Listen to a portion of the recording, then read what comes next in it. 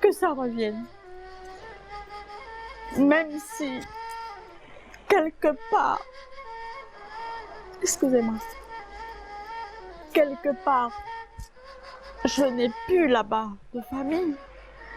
Je sais que j'ai une terre qui a appartenu à mon grand-père. C'est sacré chez nous, sacré. Et j'ai un regret. Le regret que j'ai, c'est que ma mère ne m'a pas autorisé à voir plus souvent mon père pour apprendre l'arabe, pour me parler. C'était tabou. Bismillah, Bismillah, Allah. Alif, Be, Te, Se, Jim, Ha, Ha. Alif, Bae, Tae, Te, Sao, Se, Se. Jim. Après, alhamdulillah, salam alaikum.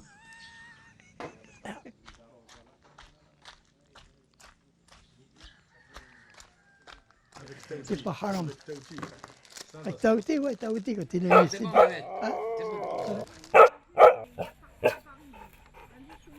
Il a bien connu mon père. Il parlait l'arabe, il parlait le tahitien, il parlait le kanak, il parlait 4-5 langues arabes, l'Arbaïli, il parlait la mchaoui, il parlait tout. Ouais. Aïe, aïe, aïe. Moi, je ne suis pas estimé, hein, parce que moi, je dis franchement, hein, je suis arabe, j'ai une goutte de sang peut-être arabe, mais c'est de l'arabe qu'il y a là-dedans, c'est pas d'autre chose. Jamais, jamais. Et moi, mes enfants, ils ont leur père, leur grand-mère et tout ça de côté paternel qui n'est pas arabe, mais ils sont arabes jusqu'à la moelle. Ces enfants de bagnards, ces enfants de déportés, de transportés, c'est pas qu'ils se croient une race supérieure, c'est pas Hitler. Alors que maintenant, eh ben, on le revendique haut et fort. Alors même si on vous dit, bah oui, mais tu dis que tu es arabe, mais tu as de souches métropolitaines et ça, non, je suis arabe, je suis Ali Majan. Né Abdelkader Bouanani, je suis de souche arabe, je suis de la vallée de Sadiou et j'en suis fière. Nous, on s'est fait traiter de sale bico à l'école. Nous, nos générations, bon, ou les fils de bico, ou les fils de chapeau de paille. Bon, ça, ce sont des humiliations que nous avons subies. Mais ce n'était pas un choix. Le pire dans tout ça, c'est que moi, les gens qui étaient racistes avec moi, ils avaient la même couleur de peau que moi. Si l'autre, il est jaune, il est noir, il n'est pas de la même couleur, vous vous dites, bon, ben, on est différents. C'est normal qu'ils m'en veuillent. Mais non, ils avaient la même couleur de peau que moi, ils me traitaient de sale race.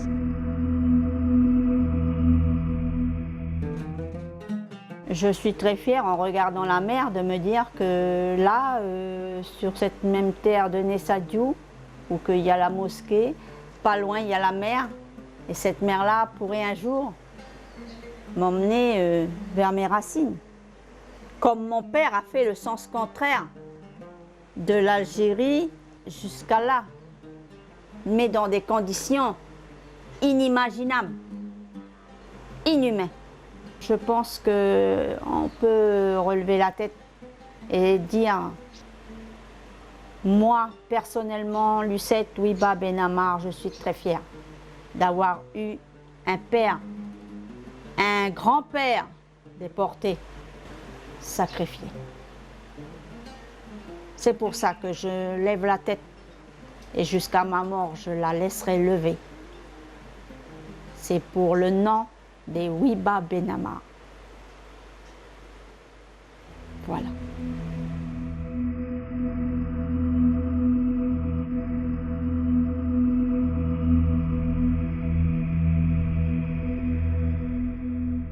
On n'apprenait pas l'histoire de l'Algérie ou d'autres pays, c'était simplement l'histoire des Gaulois et nos ancêtres les Gaulois et la France, et moi ça me gavait. Moi j'ai décidé, entre-temps, comme j'ai trouvé mon oncle, j'ai pris l'initiative personnelle de partir retrouver la famille en Algérie, à l'Elma. Je suis partie vraiment à l'aventure parce que je ne savais rien, et donc j'ai pu retrouver ma famille. Et je suis arrivée dans l'inconnu, bien sûr, mais c'était fort. J'ai fait le voyage, quelque part le voyage symbolique d'une vie. Et au moment où la côte d'Alger est apparue au hublot, mais vous n'avez pas idée de la douleur qui est venue là. Une douleur que j'avais jamais ressentie. Je ne connaissais pas cette douleur-là. J'avais envie de hurler à regarder Alger la Blanche. La première chose que j'ai vue de l'Algérie, c'était Alger la Blanche. C'est-à-dire la première chose, c'est la dernière chose que mon arrière-grand-père il a vue avant d'être foutu à fond de cale.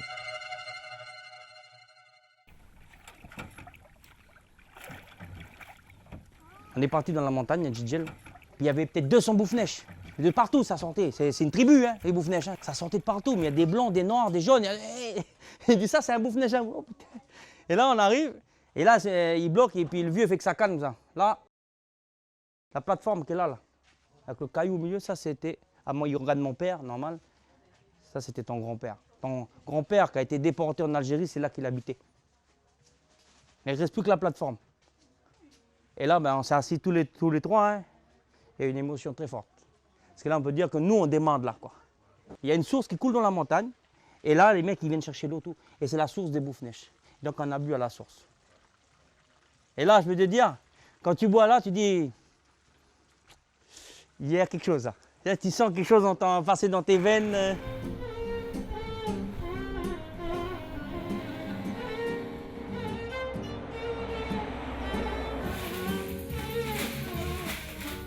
Ce que je souhaite, c'est d'aller visiter l'Algérie. J'aimerais retrouver des liens, retrouver des descendants de mon arrière-grand-père. Je me chercherai toujours au niveau de l'identité et tout. Il me manque une partie de mon histoire.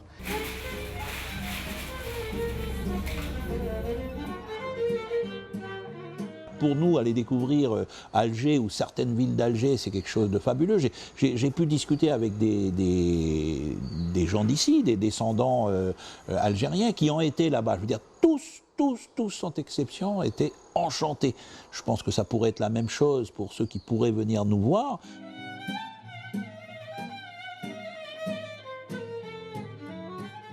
Dans ce cœur, il y a de l'amour, beaucoup d'amour. Et je voudrais, avant de mourir, comme je l'ai dit là-bas, à la Mecque, devant la Mecque, à vous, avant de mourir, j'aimerais bien, ne serait-ce que d'avoir un coup de fil d'un lointain petit cousin, ou je ne sais pas, quelqu'un qui m'appelle en me disant « Tu es de mon sang ». Cette voix va me permettre de partir en paix.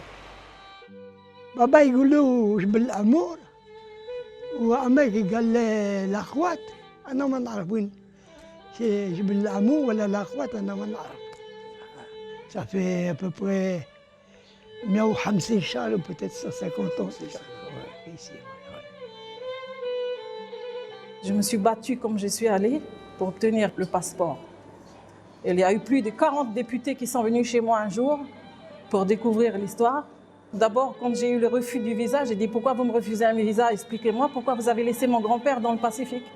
J'ai rien à vous expliquer. » Et les députés sont venus chez moi le lendemain, j'ai reçu mon passeport. C'est comme ça que j'ai bâti un pont, si vous voulez, pour que tout le monde permette de le franchir aujourd'hui. Je ne me revendique rien. Je l'ai fait parce que je l'ai fait avec le cœur et le sang, c'est tout.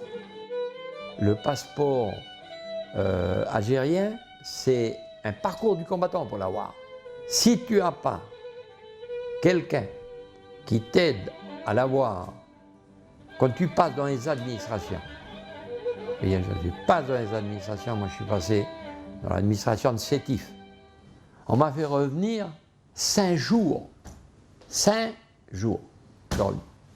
On me donnait rendez-vous à 8 h le matin, j'arrivais à 8 h, des fois, on me recevait pour me dire « Ah ben non, on n'a pas pu regarder votre dossier à 2 h de l'après-midi. » C'est pour ça, l'administration. Moi, je l'ai jaugé.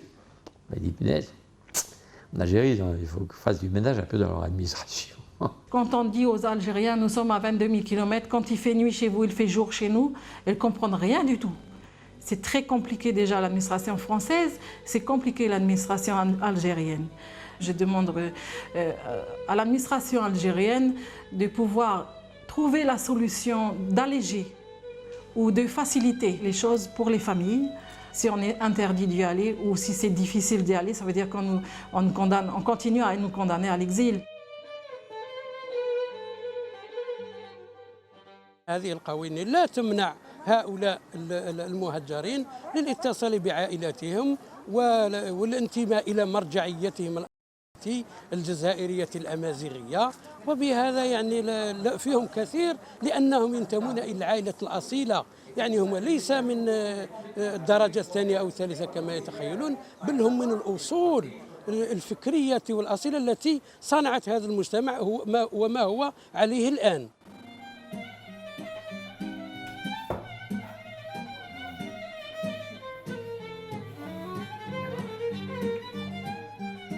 Je suis extrêmement reconnaissant aux gens de Bourail, de Nessadiou, à l'association, d'avoir su maintenir la flamme. S'il n'y avait pas eu tous ces vieux-là qui ont maintenu, il n'y aurait pas eu tout ce qu'on vit là.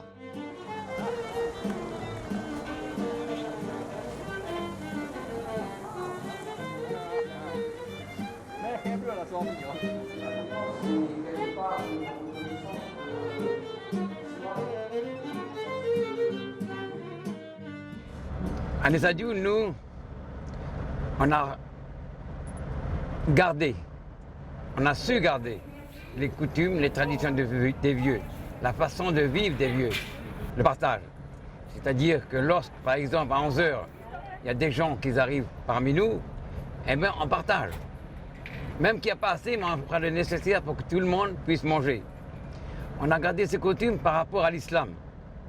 L'islam a fait beaucoup, parce que dans tous les autres villages où l'islam a disparu, des descendants d'Algériens, ils n'ont pas gardé ces coutumes-là. Ils n'ont pas les mêmes traditions. Ma passion pour le cheval, j'arrive à la vivre, c'est bien grâce à lui, à mon père et à mon grand-père. Aujourd'hui, donc, je suis bien sur les terres de mon grand-père. Donc, voilà, je peux que lui rendre hommage. Même de nos jours, on retrouve beaucoup de descendants d'Algériens qui ont des liens avec le cheval. C'est des personnes qui ont contribué longuement à l'élevage et au développement du sport hippique en Calédonie.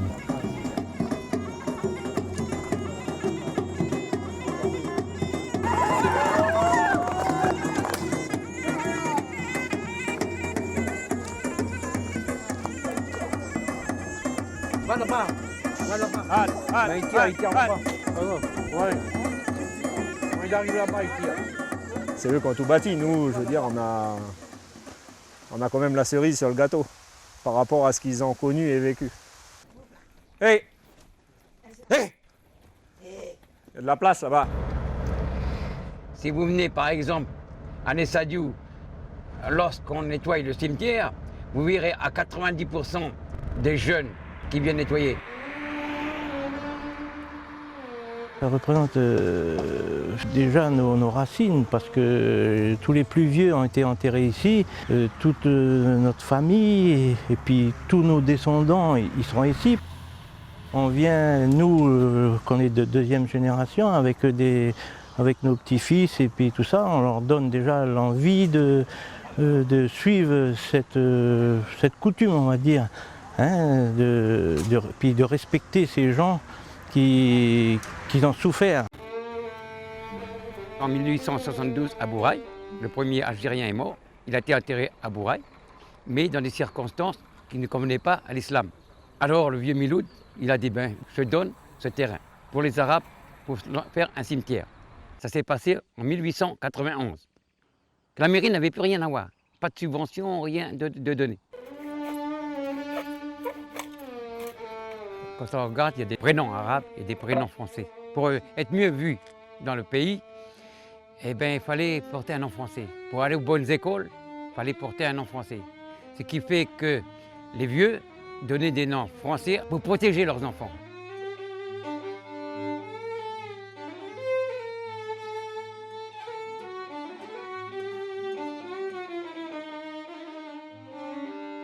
Nous, notre génération, bon, ben, on était des fils de bagnards, des enfants de bagnards. On était des Arabes, on était une sale race d'Arabes. Il fallait qu'on se conduise bien, il fallait qu'on réussisse. On a vécu le racisme à un point que vous ne pouvez pas imaginer. Moi, j'ai caché mon prénom. Je me suis fait embaucher dans l'administration sous mon faux prénom d'état civil. J'ai pris mes assurances vie sous mon faux prénom d'état civil. Et après, quand j'ai été pour être à la retraite et puis pour toucher mes assurances vie, ben, il a fallu que je justifie cette identité. J'avais pris mon prénom arabe. Parce qu'après, une fois que j'étais mariée, bon, c'est vrai qu'en étant jeune fille, c'était Abdelkader, donc ben voilà, hein, là, vous ne pouvez pas le cacher, vous êtes arabe, plus arabe que ça, tu meurs, quoi. Et après, quand j'ai été mariée, que j'ai pris le nom de mon mari, en ayant mon prénom français et mon nom de mariée, j'avais plus de traces, si vous voulez, de mon ethnie. Grand-père Bouffnech a été irondé, c'était un musulman. Ma grand-mère n'avait pas le droit, elle avait sa cuisine à part, parce qu'au début, elle était chrétienne. Il était droit. Il était droit, il était sévère, mais il était droit, mon grand-père. Et là, je suis sur la tombe de mon grand-père, Belkacem Bouffnech Ben Ahmed. Il est arrivé ici en 1896, à Pointe-Bout. Et ensuite, il s'est marié à Vaud en 1910 et il est venu s'installer à Nessadiou, car il savait qu'il y avait un cimetière musulman dans ce village. Mais souvent, il disait quand même à mon père, il racontait avec aux vieux, qu'il aurait aimé retourner en Algérie parce qu'ici, il était bien, mais ce n'était pas chez lui. On est un peu troublé quand on parle d'eux. On ne sait plus quoi dire. Mais dans le cœur, il y a toujours quelque chose qui va au-delà de ce qu'on peut dire, qu'on ne peut pas exprimer, qu'on ne peut pas dire. Mais c'est renfermé ici.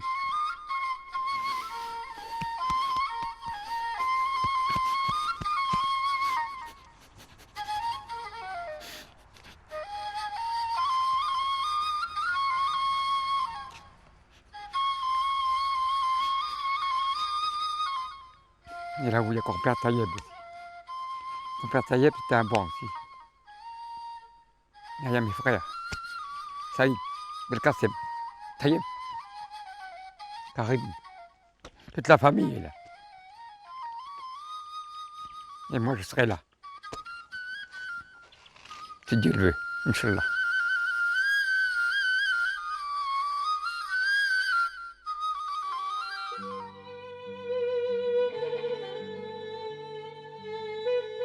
Mon grand-père maternel, il s'est fait condamner à la place de son frère. Et son frère, quand il s'est vu mourir en Algérie, il a appelé ses enfants et il a dit, si vous avez l'occasion de raconter à nous, ses descendants, dit mon frère, il doit être mort, que finalement c'est eux qui devraient être ici et nous là-bas. Mais il n'a jamais dit à sa famille. Il chantait, il avait une flûte, il chantait le soir au crépuscule quand il avait un peu le cafard. J'ai été condamnée, je suis innocente, j'ai été condamnée à la place d'un autre, mais il n'a jamais dit que c'était à la place de son frère.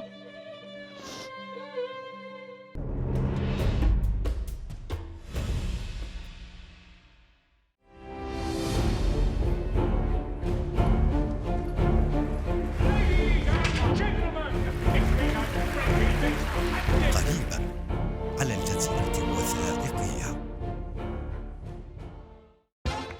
تعال هنا واذهب هناك، من المغرب إلى الخليج، إلى كل بلد عربي، من الصحراء إلى أعالي القمم، من أكثر المدن العربية شهرة إلى قرى لم تسمع عنها من قبل.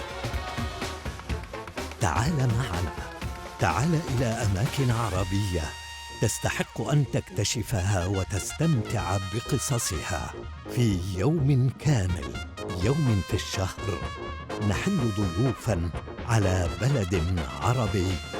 فاحزم حقائبك وكن مستعداً. يوم فيه، بدءاً من 9 صباحاً الجمعة الأخيرة من كل شهر على الجزيرة الوثائقية.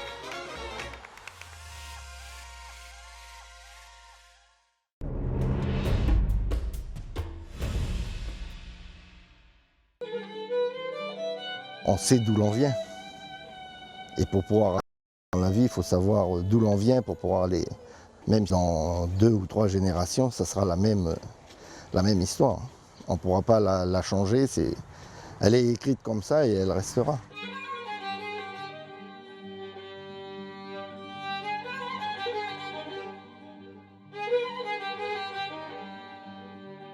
L'identité algérienne, L'identité arabe, comme on dit ici, oui, on la revendique. Elle est toujours présente en nous.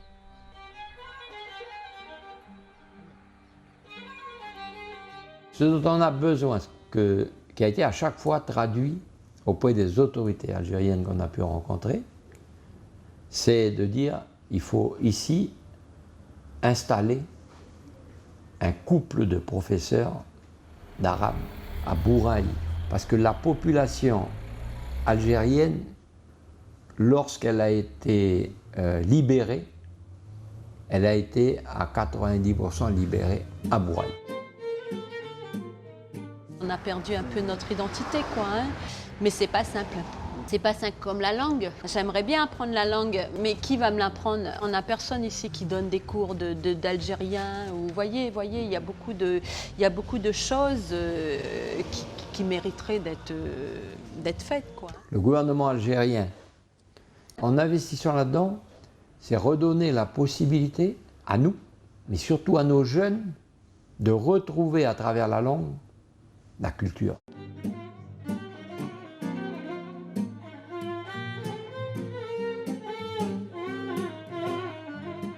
On aimerait beaucoup avoir notre identité algérienne. Ça nous tient beaucoup à cœur de pouvoir repartir au pays, de vivre là-bas, de rester là-bas, avec la famille, les enfants. Et c'est un grand combat. Alhamdulillah, c'est notre combat et Inch'Allah, on espère pouvoir réussir à retourner au pays. Cette envie est toujours aussi forte, je pense, peut-être pas aussi forte que l'arrière-grand-père, comme on n'a pas vécu les mêmes choses, mais bon, on se sent étranger dans ce pays. Et c'est pour cette raison que, en plus, pour ce qui est du Coran, c'est un Coran symbolique. Mais de nos jours, l'identité revient, la fierté d'être arabe revient. Les gens redonnent des noms arabes à leurs enfants, ils ont repris la religion. Maintenant, il y a beaucoup qui font le carême, qui font le ramadan, qui font beaucoup de choses, qui vont faire le hajj à la Mecque. Et ça veut dire que notre communauté a repris espoir. Aujourd'hui, on participe à la vie active. Vous avez dans l'agriculture, chez les fonctionnaires, dans les commerces, dans le service à personne, dans les industries, un peu dans tout corps de métier. Il y a des descendants qui ont bien réussi.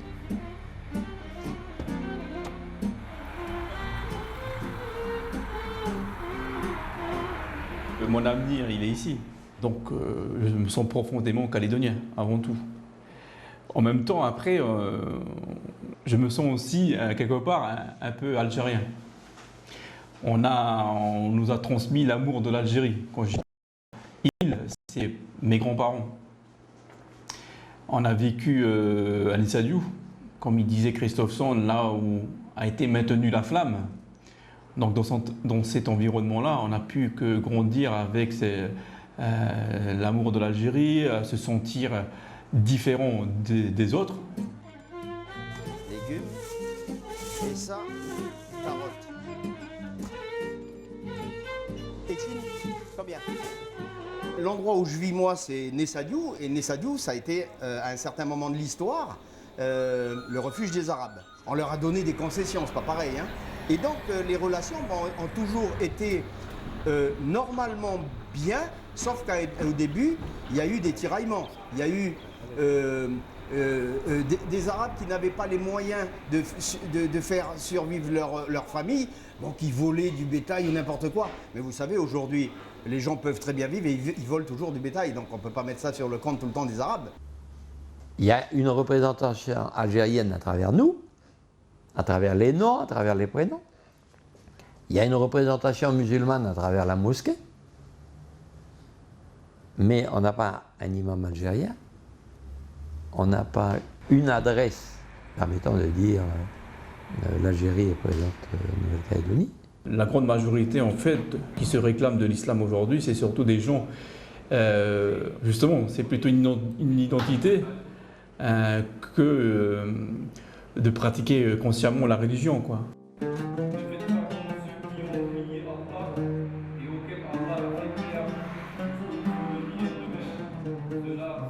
Je fais le devoir ici toujours. C'est midi. Assar, c'est 3 heures.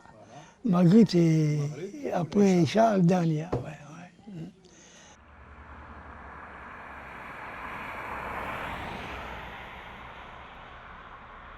Chaque individu vit son islam différemment. Il y a ceux qui pratiquent régulièrement les 5 piliers, hein, les prières. C'est de dire j'appartiens à la religion de nos ancêtres. أعوذ بالله من الشيطان الرجيم بسم الله الرحمن الرحيم الحمد لله رب العالمين الرحمن الرحيم مالك يوم الدين إياك نعبد وإياك نستعين. On lit le Coran, on mémorise le Coran, alhamdulillah. Mais c'est vrai qu'avec la langue arabe, quand on parle arabe, quand on lit l'arabe, on n'a pas les mêmes sens, on n'a pas les mêmes mots. Donc la traduction en français c'est bien, mais au bout d'un moment, il faut parler l'arabe. Si on veut apprendre l'arabe, on est obligé de partir d'ici. On essaie de se réunir pour la prière du vendredi, même si c'est difficile de se réunir. Après, on essaie de faire la prière chaque soir. Je fais un peu l'imam, mais on essaye en tout cas d'établir la prière du vendredi. Ensuite, après, on essaie aussi de se réunir le vendredi soir avec un repas pour se rencontrer, pour partager un moment et surtout pour toujours avoir l'unité, quoi. Lorsqu'il y a des morts, on fait la prière de janaza. Lorsqu'il y a quelqu'un qui décède, on fait des sadakas au cimetière. Donc on essaye de maintenir vraiment tout ce qui est en rapport avec notre religion et tout ce qu'ont fait nos anciens, quoi.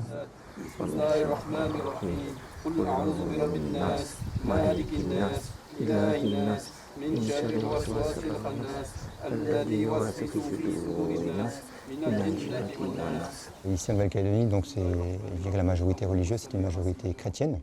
Et donc les Arabes musulmans sont une très petite communauté au départ. D'accord ? Et après, elle a pris de l'ampleur avec les arrivées aussi des Indonésiens, qui eux sont de confession musulmane. Donc ils sont venus grossir un petit peu le rang des musulmans. Grâce à l'islam et grâce aussi à cette fierté des descendants d'Algériens, on est encore un village qu'on nous appelle la Petite Afrique.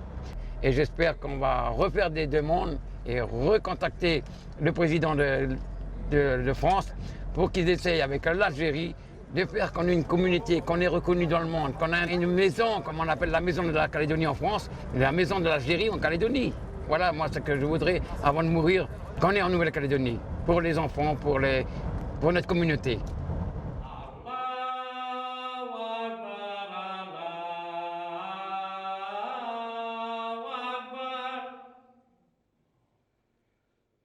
Les difficultés à l'époque pour mettre la mosquée en place.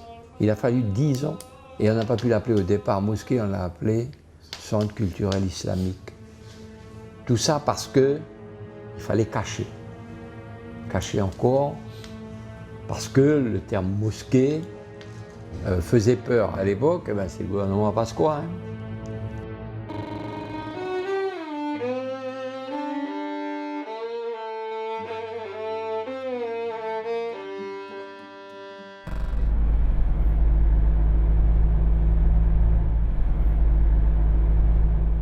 Je suis étonné qu'après 150 ans, on a encore un existe, qu'on a la religion, qu'on a cette fraternité entre nous, et puis surtout que maintenant de l'étranger, qu'on vient nous reconnaître. Et on demande à l'Algérie aussi de nous reconnaître un peu plus, parce qu'on a beaucoup de problèmes.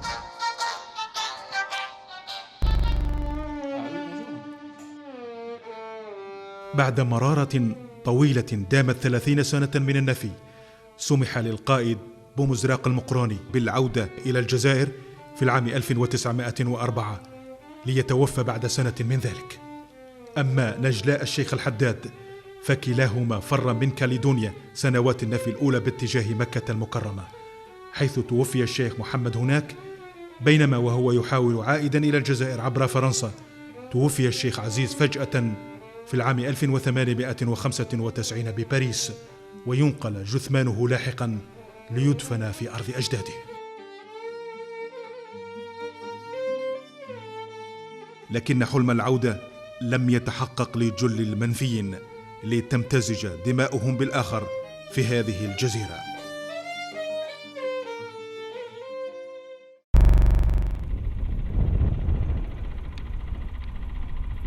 On était également des déportés, ou comme on disait des bagnards, des deux côtés. C'est-à-dire, des deux côtés, nous sommes en Nouvelle-Calédonie issus de cette époque coloniale. Mais en même temps, moi, l'histoire, elle est parallèle parce que mes ancêtres, aussi bien côté mère, côté père, sont des bagnards aussi. Donc, je suis issu de la même histoire.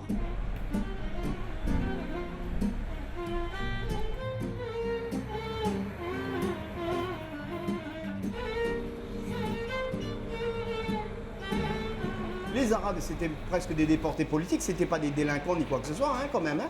Et nous, par contre, nos parents, c'était quand même des gens qui étaient délinquants, qui ont certainement fait des bêtises qu'on ne connaît pas trop, et qu'on ne cherche pas trop à savoir non plus, parce que on ne va pas toujours vivre sur le passé non plus. Hein.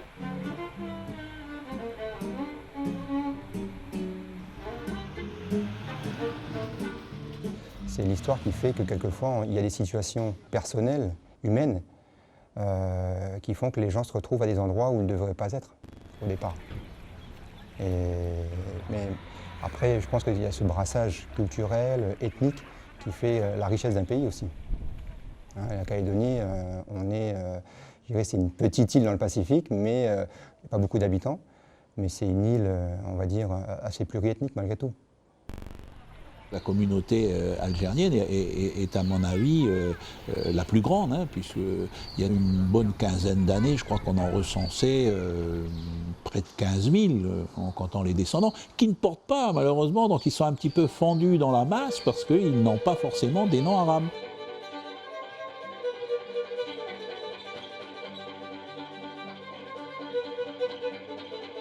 C'est des photos que les familles, les vieux, parce qu'en fin de compte, à l'époque, les photos n'étaient pas trop acceptées par les vieux arabes. Mais notre famille, à nous, ils ont fait des photos. Et on est heureux parce qu'on a des souvenirs. Et là, il y a mon grand-père Tayeb, du côté de ma mère maternelle, et grand-père Tayeb. Et dans ce livre, ça explique un peu notre histoire, ce qu'on a fait après quand ils étaient là, mais quand ils sont partis.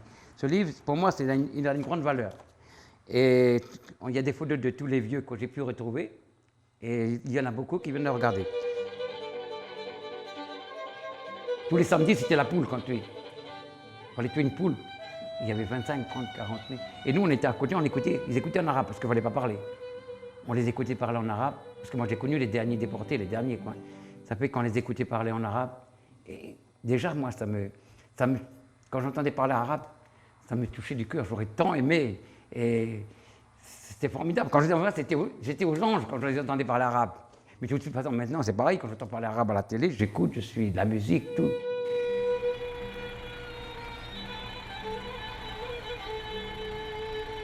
Boufnech a fait encore quelque chose de bien. Il avait du terrain. Et à l'époque, il n'y avait pas d'école. Une école, comme vous dites pas. L'administration, elle est venue. Elle lui a demandé, est-ce que vous voulez pas céder un terrain pour faire une école? Et il a recédé à l'administration un terrain de 5 hectares pour que les enfants puissent aller à l'école. Et dernièrement, on a fait faire une plaque à cette école. École de Nessadiou, 1927. Terrain cédé par Boufnech Belkacem Ben Hamid.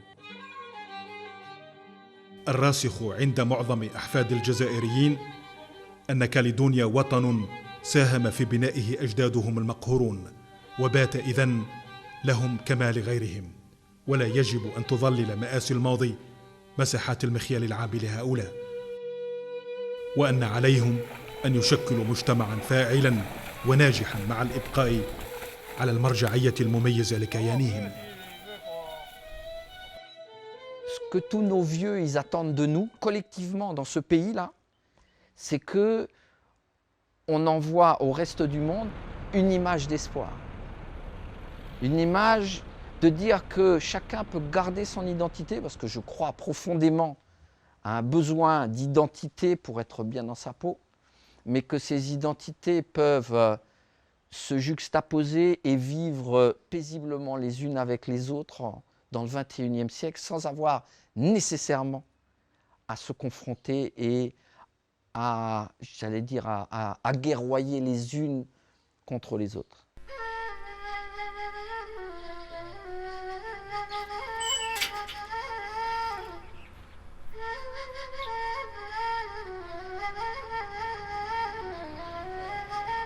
Mais pour tous ces pauvres vieux aussi, j'ai toujours une pensée. Parce qu'il faut penser à eux. Quand je prie pour eux. Un hommage parce qu'ils sont ici. Il ne faut pas les oublier, tous ces vieux qui sont là. Il ne faut pas les oublier. Il ne faut pas que les jeunes oublient tout ça qu'on a ici. Nous, on est bien ici, mais eux, ils ont souffert. Il ne faut jamais oublier ça. Jamais. Jamais.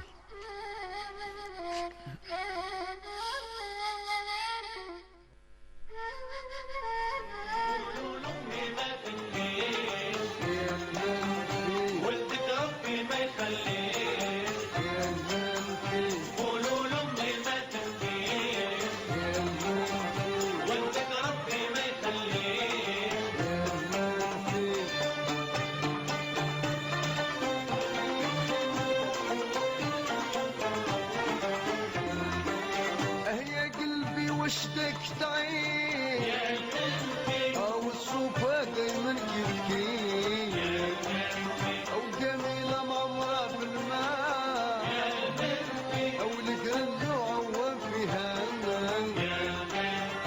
قولوا لامي ما تبكي يا المنفي ولدك ربي ما يخليك يا المنفي قولوا لامي ما تبكي يا المنفي ولدك ربي ما يخليك يا المنفي الصبر يا امي ما تبكي يا شيخي ولدك ربي ما يخليك